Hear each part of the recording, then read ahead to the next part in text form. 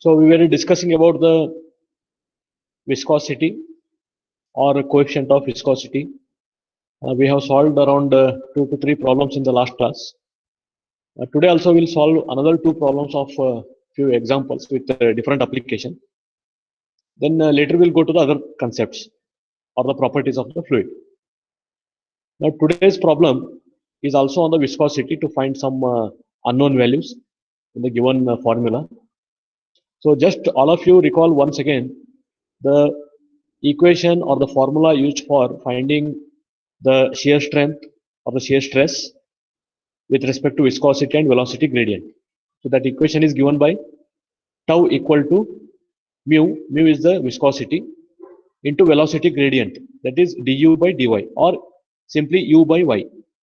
So that tau I can write it as mu into u by y. Now coming to the next problem, it states that a shaft of diameter, that phi is diameter 20 mm. A shaft is a circular rod which is rotating inside a sleeve or connected to two different machines like that. So that shaft of diameter 20 mm and mass 15 kg slides vertically in a sleeve with a velocity of 5 meter per second. The gap between the shaft and the sleeve is 0.1 mm. So very small gap is kept between the shaft and sleeve. Sleeve is the fixed cylindrical container in which oil and shaft both are rotating, because oil in contact with shaft will be rotating and oil in contact with the sleeve will be in stagnant. So in between there will be resistance. Slowly the oil particles are also rotating with respect to shaft as well as sleeve and trying to lubricate between the 2 points.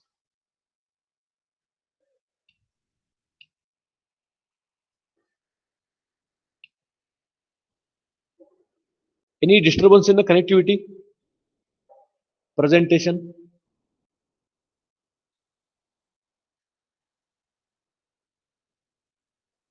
Okay.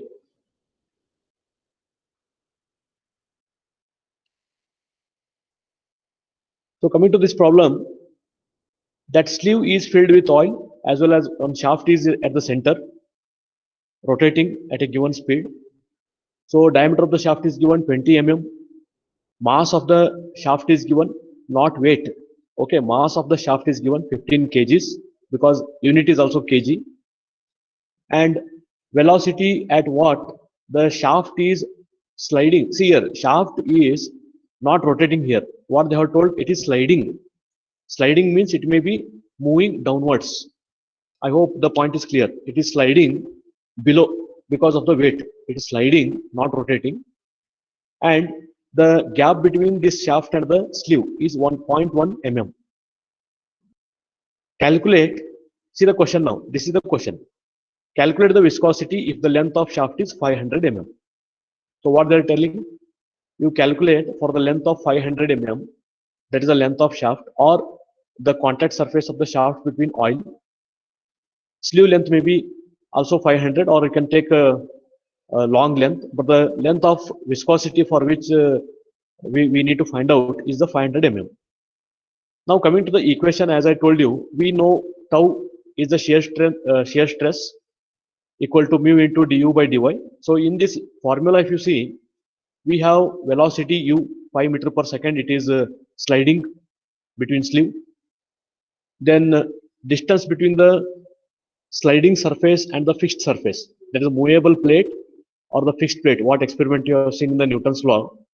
Here also we can apply the same thing.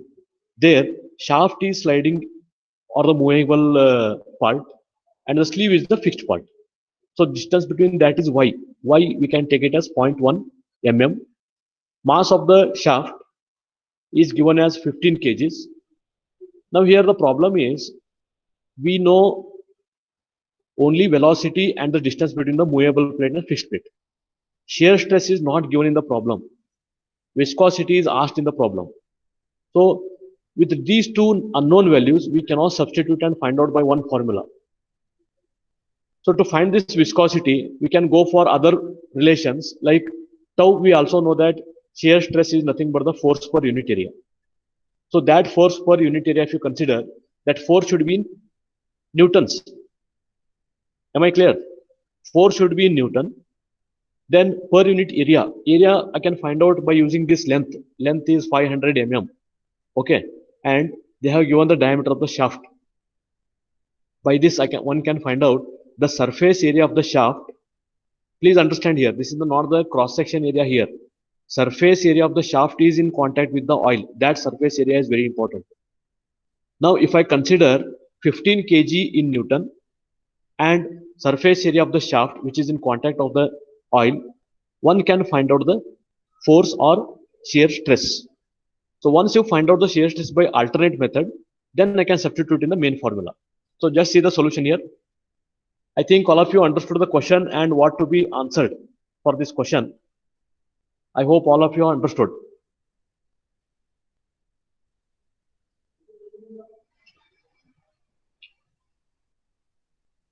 Yes? Okay. Okay. The presentation of that question is shown here below. Shaft is 20 mm diameter, moving downside. See there. It is not rotating. Sorry. Earlier I told rotating. It was sliding. Now we need to find out both viscosity and tau.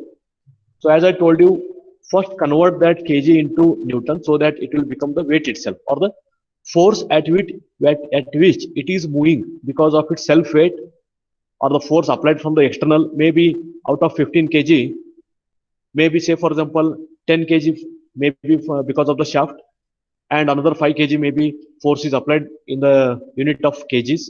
So total it may be moving at a force of 15 kgs. So this 15 kg I'll try to convert it into newtons. So just multiply by 9.81 gravitational force. You can write it in newtons, 147.15 newtons. Okay. Next is whatever the diameter and difference between that oil gap is given, that is all given in mm. So that we need to convert in meters. So just multiply both the values of diameter and the distance between both the shaft surface and the sleeve surface, inside surface, by 10 raised to minus 3, you will get in meters. Now, what I will do is, I will substitute these all values in the main equation to find the viscosity. So what I will do here, tau equal to mu into du by dy equation I will use. In this equation, tau I know that F by area. So F is already known, 147.15 newtons. Okay, divided by the area in contact with the oil. It is not area of the inside sleeve, or it is not the cross section area of the shaft, or it is not the total length of the shaft in contact with the oil. It is the given length of shaft which is in contact with the oil, that is 500 mm. The shaft may be very long length, but in between, say for example, bearings are connected, it is having only small contact of area. That length of area is 500 mm. So for 500 mm, I'll find out the circular surface area. So circular means it is a cylindrical surface. I can use pi dl as the surface area of the cylinder. Pi d is the perimeter ring into length. If I take ring for a given length becomes a cylinder. So pi dl I will multiply that. I will take F by A here in the tau. So F by A equal to mu into du by dy. This I can write. So you can substitute all these values. You can find the mu. So mu equal to, I will tell you, mu equal to force into y or dy, force into dy in meters, divided by area. Area is given in pi dl, pi into diameter of the shaft into length of the shaft in contact with oil, into velocity at which it is sliding downwards, 5 meter per second. So 5 meter per second, no need to convert. So by that I will find out mu value. So can you tell me how much mu you will be getting?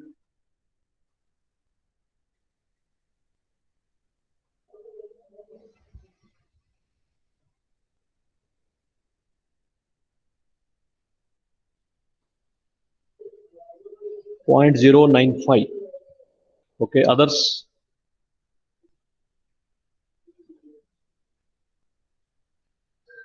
What is the unit of that mu, as we have taken all units in SI unit, what is the unit of that mu?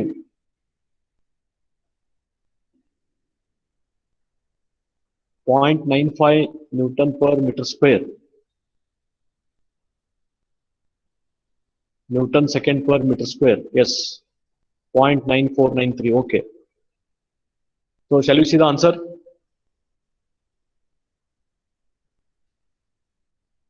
The answer is around 0.095, or as they told 0.094 something Newton second per meter square. So be careful while writing the units. If you write the units wrongly, the answer cannot be considered as correct. Only the magnitude may be correct. As per the unit, it is different. So be careful while writing the values with the units. 0.095 Newton second per meter square. So I hope everyone has understood the problem. No doubts in this problem. Finally, we are using the equation tau equal to mu into du by dy. So alternately, you should know how we can find out tau if it is not given, or mu in alternate words, or velocity gradients, conversions, other things we should know. Okay, I think we'll take one last problem on viscosity. Another one.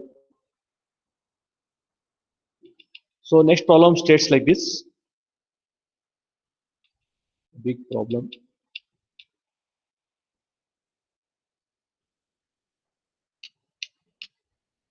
Yes. Yes, this is the complete question. So first we'll understand what is the question given here. Two large surfaces are 2.5 centimeter apart. So assume in your room where you are sitting, the bottom surface of 2.5 centimeter, top surface, which is the roof, 2.5 centimeter, example. So both surfaces are apart by 2.5 centimeters. This space is filled with glycerin. So complete space between these two surfaces is filled with glycerin as a liquid of absolute viscosity. Absolute viscosity is nothing but our normal viscosity itself. That is mu. Because unit you see, Newton second per meter square, just we discussed. Newton second per meter square itself is mu. That is absolute viscosity. One more viscosity we have discussed is a kinematic viscosity. That is different.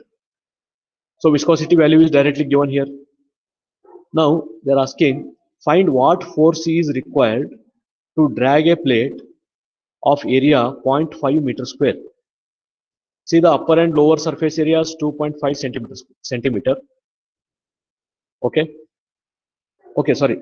Two large surfaces, gap is 2.5 centimeter. Vertical distance is 2.5 centimeter total. In between those surfaces, a plate is kept of area 0.5 meter square. That plate is kept in between two surfaces and it is moving at a speed of 0.6 meter per second. Now here, total distance is also given. Then area is also given for the plate, which is a movable plate. See, always in the viscosity problems, we are focusing on the movable plate area. Keep in mind. And velocity is also given. Viscosity is also given. Left is what we want. We need to find out only force, not the shear stress. Shear stress we don't want. We want force. F value in newtons we want in the final answer. And they have given the two conditions. What we have to do is find the force when plate is equidistant from the surfaces. So equidistant from what will be the value? Equidistance between two plates. It should be exactly at the center between this roof and floor. So distance is 2.5 divided by 2. Then you will get the center of that glycerin. How much will be equidistance if it is 2.5 centimeters?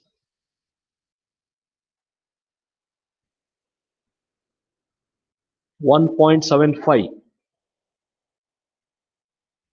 Yes, that is one condition. Another condition is when plate is at 1 centimeter from the from one of the surfaces. So in this case, what we'll do is, second case, either you can take 1 centimeter from the top or 1 centimeter from the bottom. Then we need to find out what is the force required to move it by a speed of 0.6 meter per second. Okay. So here everything is given, area is given, velocity is given, viscosity is given, distance is also given, area of the plates are also given. Only unknown is the force. So all of you can solve this problem easily. So we'll go to the first step. As first case, if you see here, what they have done, they have taken the plate in between exactly. See the distance between, equidistance between the moving plate. It will be 1.25, so that it will become 2.5. Total distance between the surfaces is 2.5. If I divide it by 2, it will be 1.25 at the center. Now the question comes, what about the thickness of the plate? So here we can assume thickness of the plate as negligible or 0, because nowhere it is mentioned in the problem. But if you go for the thick plates, then also we have to consider the side surfaces which are in contact with the oil. But here, as the thickness is not considered or not given, we can consider it as 0. So it is kept at 1.25 centimeter above the floor and 2.5 centimeter below the roof, which are both are fixed. Only the plate is moving at the center. Okay. Now one more condition they have given. Second condition also drawn here. 1 centimeter from one of the surface. So here they have taken 1 centimeter from the top, 1.5 centimeter, which is remaining, because 2.5 minus 1 is 1.5. That is taken above the bottom surface. So these are the two conditions. Now in these two conditions, we need to find out the force. So what I'll do, I'll go for tau equal to mu into u by y. So directly one can find out what is the shear stress.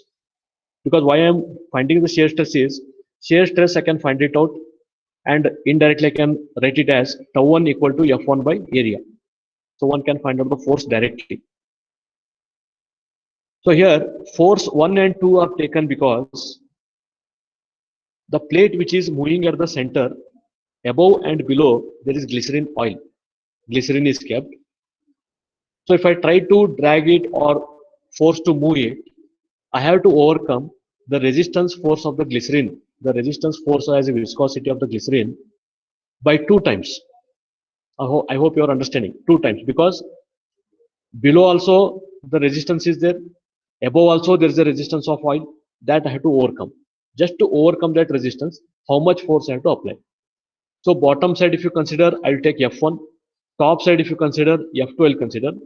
But for the first case, when it is equidistant, y remains same for both the conditions. Mu, velocity, the distance y, and area in contact. All these factors remain same for the first case, so that F1 will be equal to F2. All of you check the answers. Are they coming in the same points? 19.68 newtons. Or shear stress is 39.36 Newton per meter square. Please check.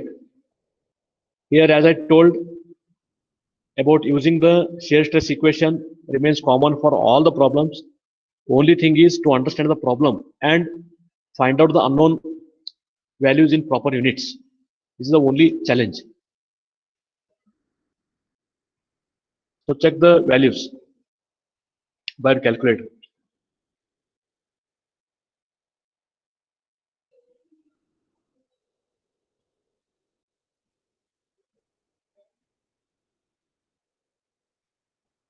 Yes, what initial position of movable plate? Initial position they have not given. When it is in between two plates, they are telling the speed is 0.6. How much is the speed? Here they have given.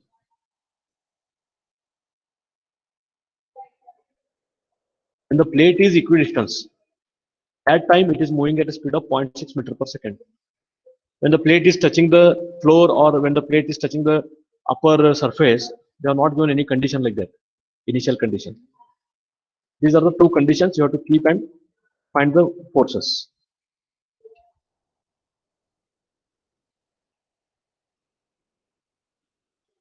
Before action of force is what? Attar is asking some point. Before action of force. Sir, before action of force, what is the initial position of movable plates? Can you put the message in chat box?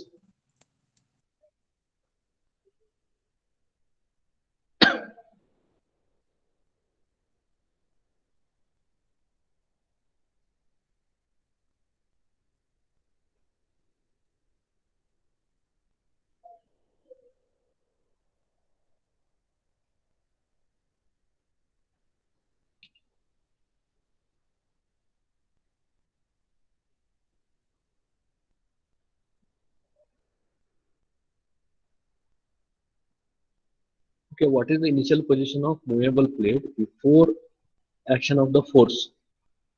Okay. That's it, sir. Okay, I can understand like this. Before applying any force to the plate, whether it is moving downwards or upwards, like that, no? Because of its Yes, weight. sir. Okay. Yes, sir. So here, as the glycerin is given, and conditions what we are assuming is, after applying the force only, it is moving in the forward direction, one case.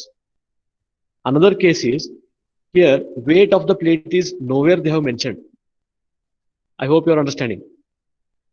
If the weight of the plate is not given or we are not applying the force in downward direction, we assume that one more property because of the surface tension or the property of the liquid or the with the negligible weight of the plate, it cannot move downside or upside. So that condition is not assumed here. Or the negligible weight, or if the weight is not mentioned in the problem, means we can assume that without applying any force, it is not moving downward or forward. Once we apply the forward force, it will move in the forward. If you try to apply the upward force, it will try to move downwards. Or because of the surface tension, one of the properties there, next class we are going to study it. So surface tension, what will happen? The glycerin will resist it to move downwards because of its surface tension force and the negligible thickness. Or you can take an example where a small thin sheet like a blade or some paper, if you try to just fall on the water, it will not go inside directly. It will just float. Once you try to push it downside, it will try to submerge inside the water. Say, for example, you take one cup without any liquid or without any material in the cup, open cup, just keep it on the water. It will just float like that. It is just floating on the surface here. And if you try to apply some more extra pressure to move it downside, then only it will try to fill the water inside and it will submerge inside the water. So like that, some surface tension force will be there. It is trying to float the surfaces about the liquid surface. I hope the point is clear. Clear, sir. Okay. So all of you check these values. Are you getting F1 as same? 19.68 newtons.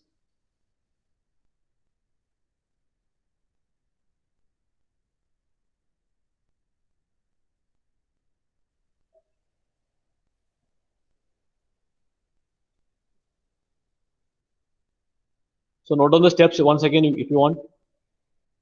For the first case, we assume as y is same and remaining all properties are same, I can assume force acting at the downward side and the upward side both are same, and it will get added once I try to push it in the forward direction by some force to move it at 0.6 meter per second. How much force I have to apply? I have to apply F1 for the bottom side, F2 for the top side. So I have to apply F1 plus F2.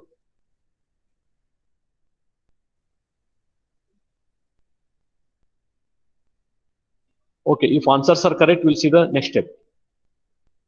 So just by adding F1 and F2, I will get the first case total force. In the first case, we have to apply 39.36 newtons. Now we'll go to second case. As you all know, in the second case, keep the plate either top fixed surface to the moving plate 1 centimeter, or I can keep the moving plate above the bottom surface by 1 centimeter. Any one case you can take. Now what will happen here? Distance y, only the distance y I am changing. Distance between the fixed surface and movable plate. Only those two surfaces I am changing the distance y. I am not changing the glycerin, viscosity remains same. I am not changing the velocity to apply that force. What is the force required for velocity? Velocity remains same. For that same velocity, what is the force we need to find out? And surface in contact is also same. So now find out the F1 for 1 centimeter distance and tell me the answer. Same procedure, same main equations. Force 1 you can consider for 1 centimeter. Force you can consider one more is 1.5 centimeters. You tell me what is the force for 1 centimeter for F1, what is the force for F1.5. That is force at bottom side with a liquid height of 1.5 centimeters. So please go through the conversions from centimeter to meters and tell me what is the value of forces on the top side and bottom side.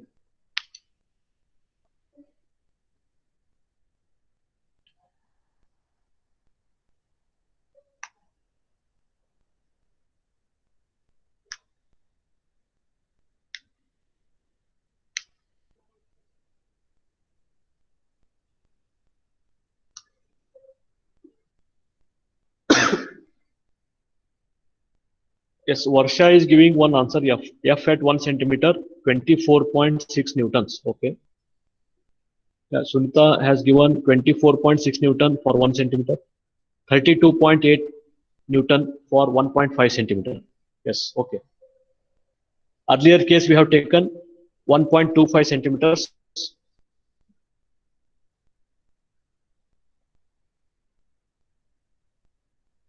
So for 1.25 centimeter, it was 39.36. Sorry, force is 19, I think. In earlier case, 1.25 centimeter. So 1.5 means it will be larger than that. Just a correlation I'm checking. Any other answers?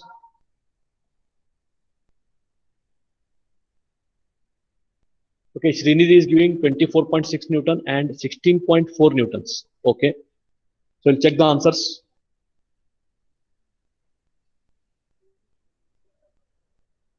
For the second case, F1 is correct, 24.6 Newtons. F2 is 16.4. Yes, very good. So many have tried to find out the one value correctly, 24.6. One more is Srinidhi has given the proper answer, 16.4 Newtons. Yes, Pushpa is also given the answer, 32.8 and 49.2 for 1 centimeter. Please check the unit conversion, whether you have taken or not. And speed also 0.6 meter per second it is. Ashish, 41 Newton. Okay, please check these answers, whether these answers are also correct or not. You just check. See, viscosity is 0.82 Newton second per meter square. Velocity of the plate moving at what we have to move the plate is 0.6 meter per second.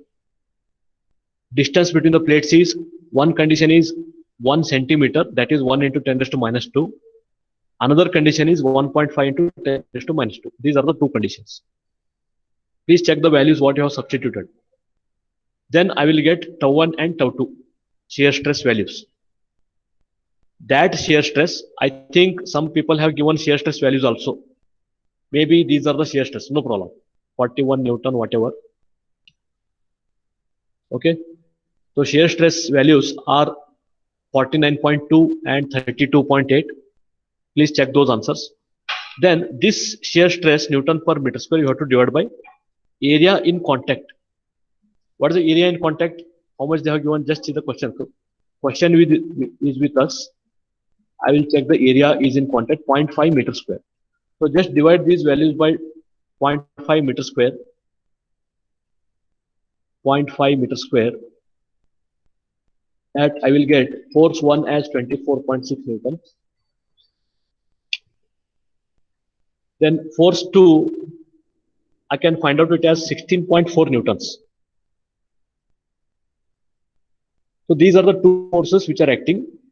Now, as in the question, if you see, to drag that plate, I need total force. Total force is force at 1 centimeter and force required for 1.5 centimeter. This, if you take the total force, both are different, no issue. Total, if I take 41 newtons. Okay, total force, some people have replied 41 newtons. Okay. Are you solving? No, with the paper? So please practice parallelly with the class so that you can understand more and you can get the doubts with respect to the steps.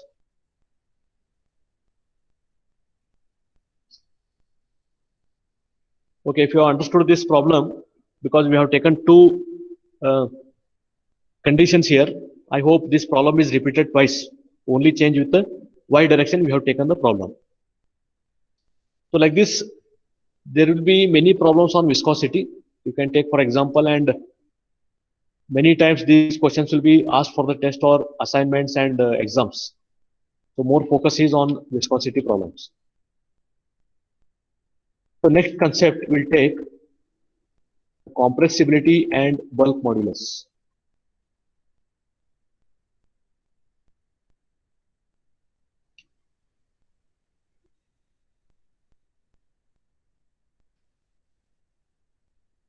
So before going to this topic, with respect to definition or something else, first we'll understand compressibility. The first thing will come in our mind is we have to pressurize some liquid or fluid, then it is called as compressibility.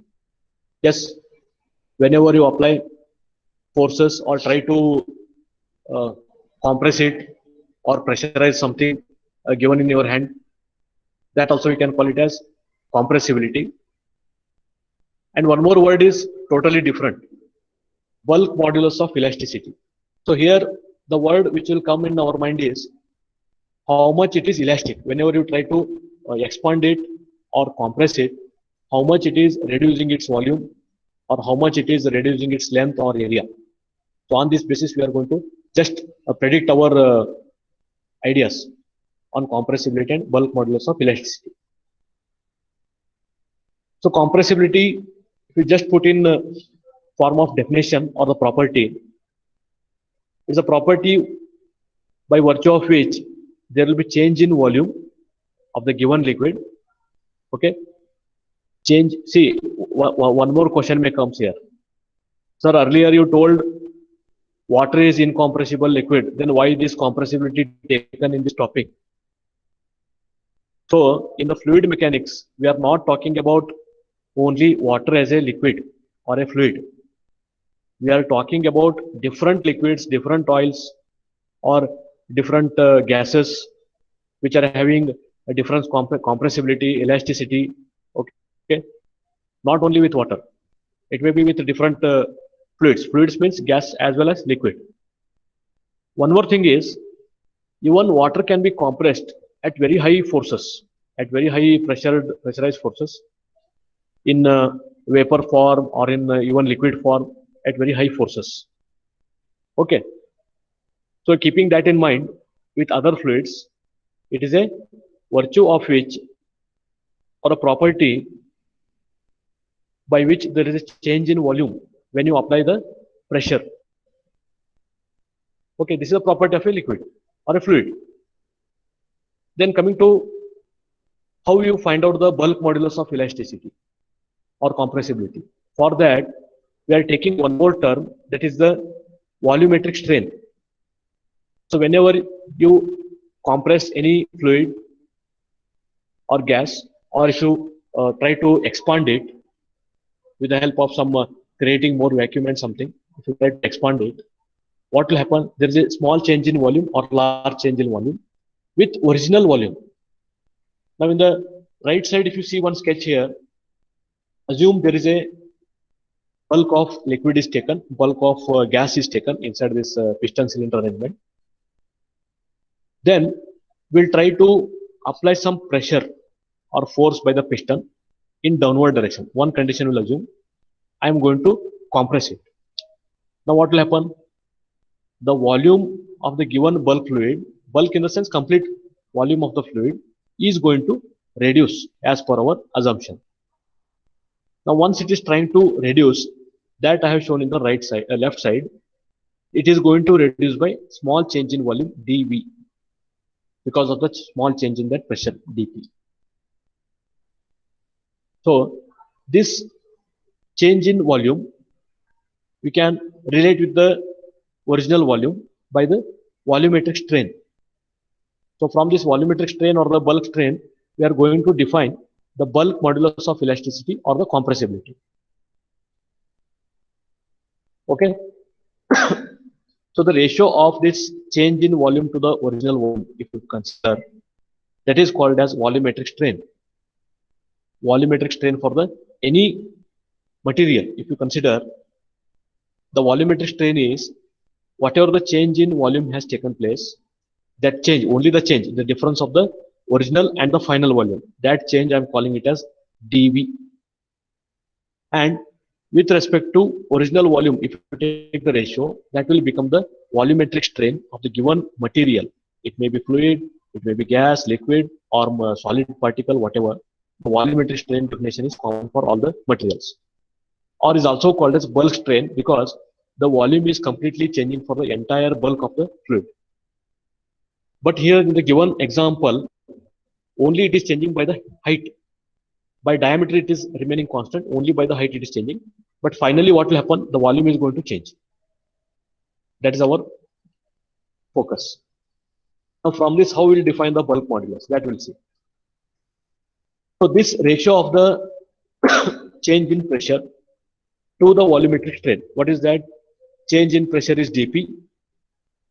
With respect to that, what ratio I have to consider? I have to consider volumetric strain. Means dP by bulk strain or dP by volumetric strain, if you consider, that is the bulk modulus of elasticity of the given fluid. So bulk modulus of elasticity of given fluid is the ratio of change in pressure, what is applied for the compression, that change in pressure to the volumetric strain of the given fluid. So that I can denote by K value. So here K value is written as dP by dV by V.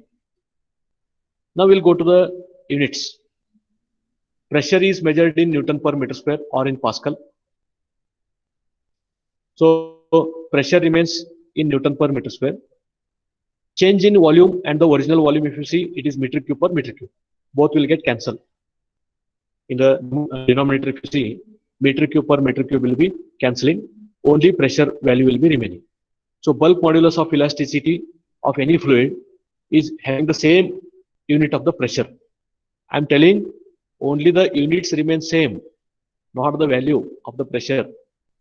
The value of the pressure and ratio, if you take with respect to volumetric strain, that will define our bulk modulus of elasticity. Only thing is what? Units are same, not the answers.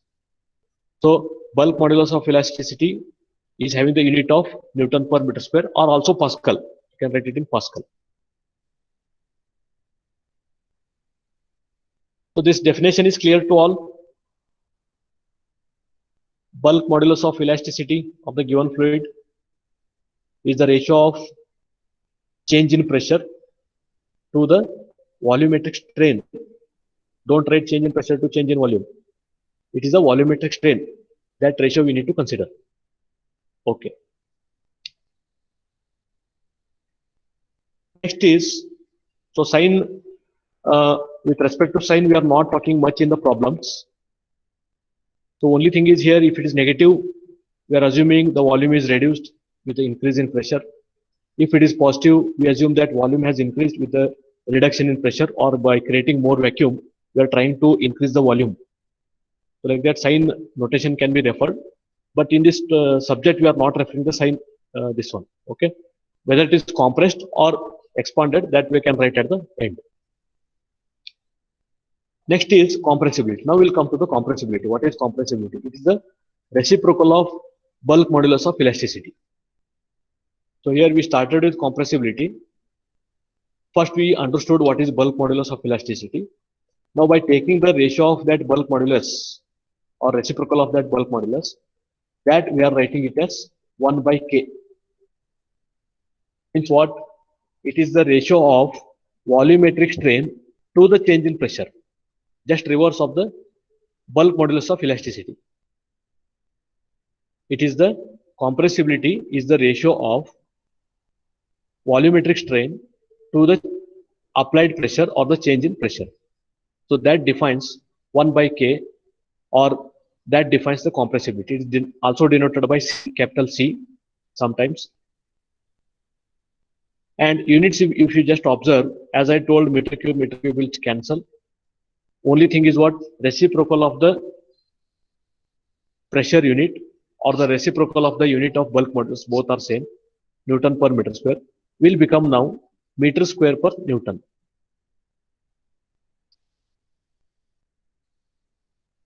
Okay. So we'll take one example on this to understand how to find out bulk modulus of elasticity and compressibility for the given liquid here in this case. So all of you understand the question first, then you can note down. The change in volume of certain mass of liquid, the change in volume dV, okay, change in volume dV of certain mass of liquid is observed to be 1 by 500th of original volume when pressure is increased by 5 megapascal. Determine K and C, means determine bulk modulus of elasticity of the fluid and compressibility of the fluid. Here the ratio itself is given directly. Change in volume dV with respect to capital V, that is the original volume. How much it is changing? 1 by 500 parts of the original volume. I hope the point is clear. dV by V itself is directly given in the problem. That is 1 by 500 time of original volume. So dV by V is 500. In the below step, first step what they have done, as dV with respect to original volume is 1 by 500 time. So dV by V will be how much? 500. And pressure is given in megapascal. Mega, you know, 10 raised to 6. Giga means it is 10 raised to 9. So directly pressure is given means I can write it as, or change in pressure is given 5 into 10 raised to 6 Newton per meter square as dP. Okay. Next is finding the K value. So K means go by relation, change in pressure by dV by V. Change in pressure is 5 into 10 raised to 6 Pascal. Then volumetric strain dV by V is 500 as per our given condition here. So if you take these ratio, I will get K. So K, how much they got? 2.5 into 10 raised to 9 Pascal. I can also write it as 2.5 gigapascal. For compressibility, take the reciprocal. So all of you check these values after substitution. Are they correct? What I have taken here? One answer is bulk modulus of elasticity 2.5 gigapascal. Compressibility value is 4 into 10 raised to minus 10 meter square per Newton. Reciprocal of the bulk modulus.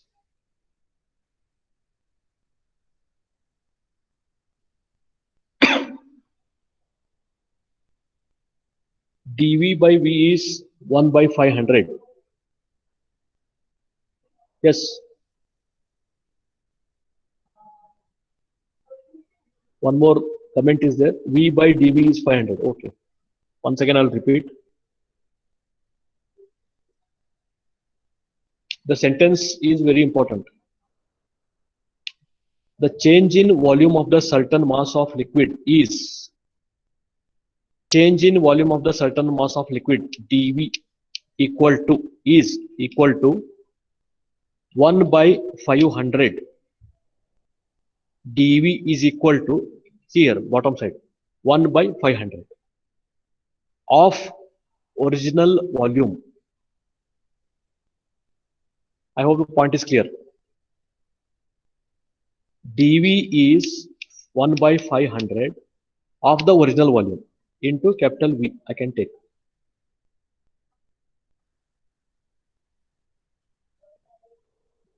Or you can write V by 500. V is original volume divided by 500. 500th of the V is nothing but dV.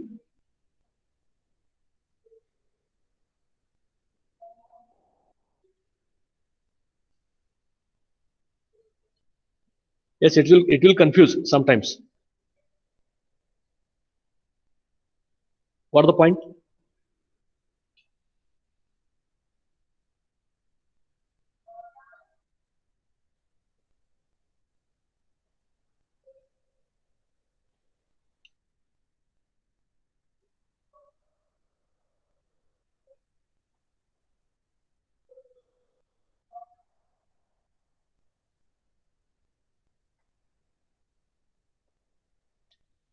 Yeah, dV by V. Okay, okay. You are telling this right side. dV by V, I have taken 500. So that you check. So how much you have taken the dV by V in the substitution? Just comment in the chat box. For 2.5 gigapascal, sorry, for yes, 2.5 into 10 raised to 9 Pascal, dV by V, how much you have taken? Just comment me. 1 by 500. Yes, 1 by 500. So for that, are you getting the answer correctly? That is, bulk modulus is 2.5 into 10 raised to 9 Pascal.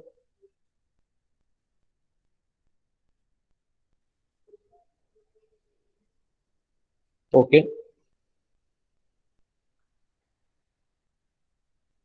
So I think dV by V is 1 by 500. Yes, dV by V is 1 by 500. Okay. Right side, whatever I have written, this you cancel. Sorry. I also understood the problem here. Okay. So dV by V 500, you cancel it. You write only this. dV equal to 1 by 500 V, or dV by V is 1 by 500. Now the answer is correct for this value. Okay. So we'll stop for 10 minutes. So I think 10 minutes are remaining. Next class will start at again 1 p.m. Okay.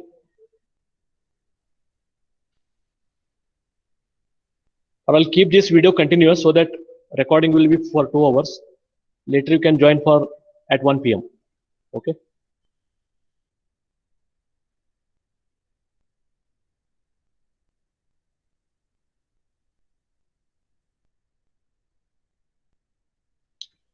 One by K is 0.3906.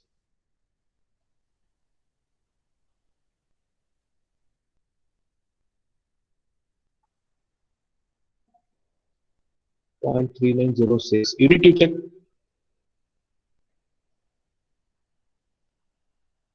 It may be 0.4. It can be considered a 0.4, but you need to check once again.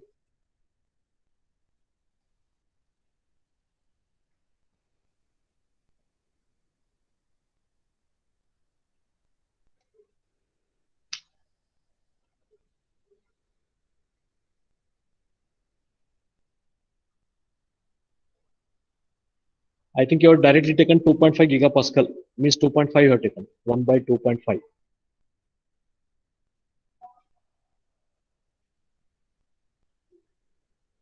Okay. 4 into 10 raised to minus 4. Approximately 4. Okay. Okay. No problem.